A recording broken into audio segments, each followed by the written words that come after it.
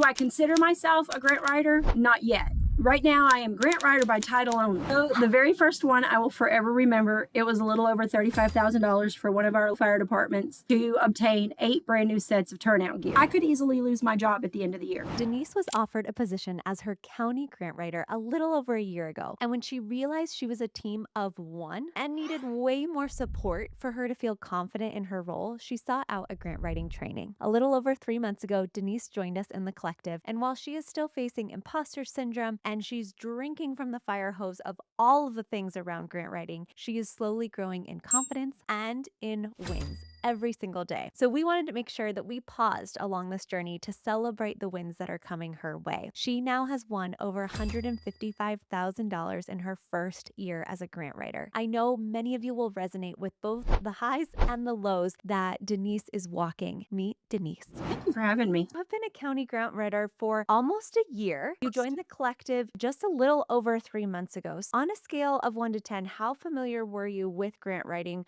before joining the collective? My knowledge of grant writing before the collective was probably a 1 or a 2. Very little. How do you feel now? Now I'm feeling a little closer to 5. I've learned that the amount of knowledge that I have gained from the collective is immeasurable. And then when I finally learned something that I had gotten wrong before, it's like, oh, that makes more sense. You know, that mindset has changed from, let me tell you how I can spend your money, to let me tell you how your money and your vision and your mission and all of the things that you do can be done through us. So I get it now. Tell us about your county job. How did you come into it? Do you consider yourself a grant writer? I am the archives manager for our county, and one of my clerks texted me and said, I'm about to do something and I don't want you to hear about it this way. Can I use you as a reference? So I went to the judge and I'm like, I think we're losing so-and-so. And he sits back and we look at each other and he said, well, how do you feel about coming to work for the county full time as a county grant writer? And this is a position that's just for you. I'm like, let me think about it. I came back to that clerk. I'm like, let them tell me what was going on. Didn't ask any questions. And when they finally told me, I'm like, I went to the judge, told him I was reading between the lines, thought we might be losing you. And this is what he said. And if I can get him to give you that same offer, will you please stay? And so I thought about it a little more and I went back to the judge and I said, okay, I'll do it, but there's conditions. First of all, we don't do this until later this year when school starts back, because that clerk is a school teacher. I didn't want it to feel like, look like, or any sense of anything that they got fired so that this could happen for me. I did not want that. And he was like, that's doable, because, you know, at this point we're in the spring and late July, early August is when our school starts back. And so for us, that's a new fiscal year. That helped. And then I'm like, the other condition is the other clerk who is part-time, works here 2 days a week, has to stay. Nobody's losing their job. We can't do that. Then it's a hard no. And he says, I think we can do that. So my position now is county grant writer / archives manager. Do I consider myself a grant writer? Not yet. Right now, I am grant writer by title only. I don't feel like I have enough knowledge, enough experience, enough wins to consider myself a grant writer, but I'm up for a challenge. Even though you set conditions, it is not unusual for this situation to happen. You're good at this thing. We really like working with you. You should write grants. That's a thing that happens in this space. Lots of people have been where you are. So can you talk to me about what that looks like? It's definitely imposter syndrome. My valley of despair starts with, I'm a department of 1. I have nobody to bounce ideas off of. I have nobody to back me up. Nobody. From the beginning, I have fought to get information that I need. We've got somebody who is employed by the county who seems to be a gatekeeper of information. I have had to ask repeatedly for those things, and it's things that you have to have those numbers just to be able to search. And it's like, I'm dead in the water without numbers. That's where the beginning of my valley starts. And that seems to be the floor that I'm standing on right now, because it's a repeated occurrence that something happens, the federal systems reset themselves or whatever. The next thing is we learn to set those fake deadlines. I set the fake deadlines and they wait to the day of that deadline to ask me, now, what is it you need from me? And we're talking about department heads for the county, but also elected officials. For me, I think the greatest overwhelm in that valley is I read a notice of funding and I feel like I just read how to build the space station and greet. I attend webinars and in-person sessions. Everybody starts talking in acronyms, and I'm trying to figure out, what did they just say, because I have no idea what that means. And by the time I figure out what they're talking about, I've missed 20, 30 minutes of a session, and then I'm really lost by the time I figure it out. And I convince myself that I'm just not cut out for this. But my parents raised a heathen and a hellion, not a quitter.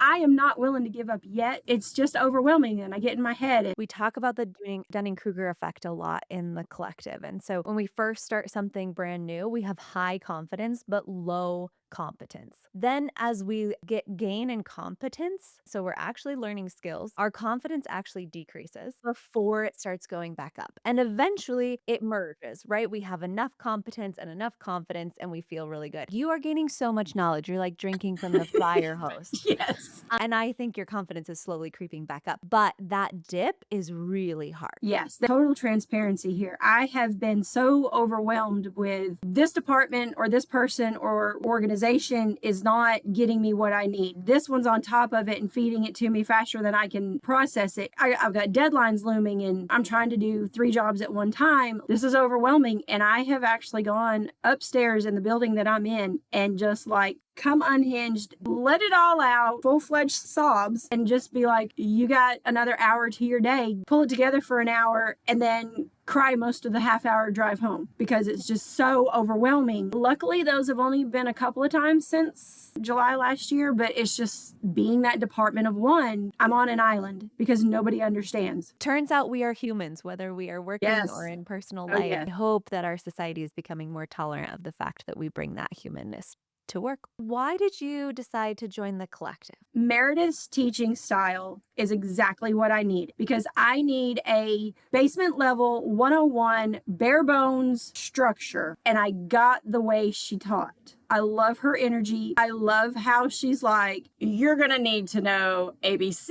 And then she sidebars for a minute and kind of lightens it up with a little bit of a joke. And it spoke to me. And the platforms seem to be more user friendly and more interactive between the people who are coaching and teaching and the people who are like me, striving for that knowledge and just trying to soak up everything that we can find. For me, that's why I chose the collective. Everything else that I looked at, not that it wasn't good, it just seemed like their approach was, here's my time when I want you to have it, but you're not allowed to bother me when I don't. That's what it felt like. And I have found that the collective is not like that. There is usually somebody not too far behind you who is going to say, you got this, think about it this way, you're doing things right. No, it's not you. It's just the system. I share the frustrations and the anxiety and the hard parts just to let go of it because I've got to give it to somebody who understands it, and everybody else there in the collective has been where I am. And I know that, and I feel that, and I get that in the collective where I didn't even feel that in other platforms that I looked at. I mean, that's really one of the reasons why we want to serve in-house grant writers so much, because you are often departments of one, and it is so helpful to live in a community, at least somewhere else. It gets what you're going through, can help you with questions, but also can be there to be like, okay, here's a trick I used with a gatekeeper, because everyone has a gatekeeper. I think that we get to start kicking this imposter syndrome a little bit off the shoulders because you have had some incredible wins. Your total grant wins are now over $155,000.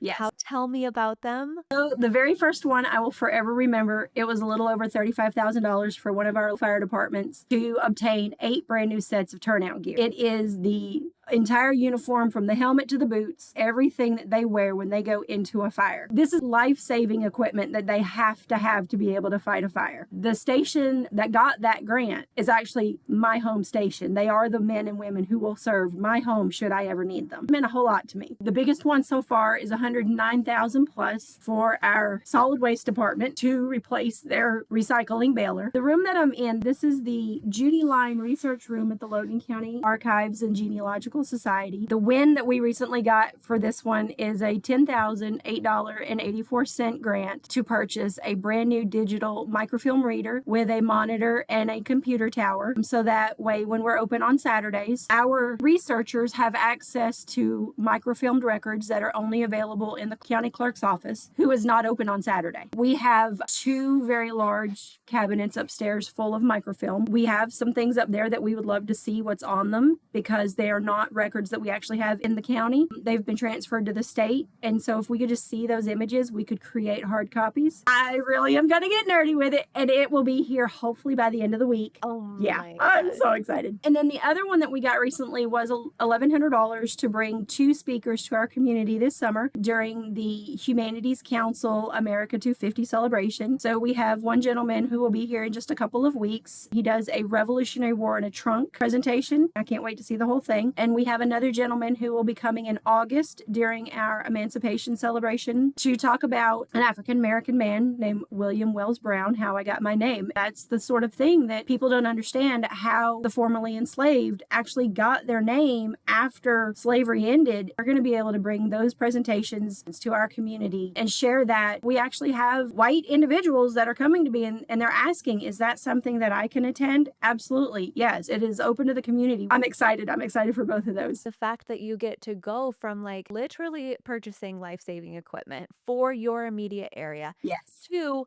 also bringing in these speakers and these experiences that are they're so much more fun and meaningful and so cool Yes. to learn history in these ways. You get to have impact everywhere. Yes, I am all over the place. I get to come to work and play all day and get paid to do it. I just wish the grant writing was as easy and as fun. What more could we ask for, really? What's your why? Why do you wake up and do this every day? This year is an election cycle for us, and everybody that I answer to in November can be different. I'm working on being a step ahead of what could happen because I could easily lose my job at the end of the year, first of next year. What I do on a daily, it's fun and I love it, but it's unpredictable and the money isn't enough to pay my bills. And I know that with the right contracts in place and the right conditions, grants can offer that. That was part of my thinking when I considered this last year. It was my initial why, but my why now is grants have the ability to change communities in a good way. My local library is working on an $8 million expansion. That is life-changing for some of our residents who are low income, below the poverty line. We have a 240-something acre park that's getting developed. That is a huge improvement to our community to bring more business, more industry, more infrastructure. Grants have the ability to be life-changing, and I want to be a part of that where I live. It is very clear through all of this that you are so passionate about your community and your county. I am so grateful because it's so cool to see someone who's so excited about their work within a government capacity. I also am so grateful that you have come to us because if for some reason they decide that they are crazy and don't need you in January, you're going to show them by getting all these contracts freelance with the library. You're not joking. I mentioned to the executive director at the library, I'm like, I'm concerned for my job. And he goes, we'll just contract with you to help us. And I'm like, sounds great. I'm so grateful that you have jumped into this journey head first and decided to learn from this fire hose. I just think that confidence, it's coming. I can see it. For me, and I have learned this, it's not if I can do it, it's when I do this and when I get it, this is what we're going to do with it. Thank you so much. I am so grateful that you are a part of the collective, and I cannot wait to continue supporting you as we rise out of this valley together. I'm excited to be able to share with the group in the very near future that we have our first multi-million win. Thank you so, so much. You are so welcome. Thank you.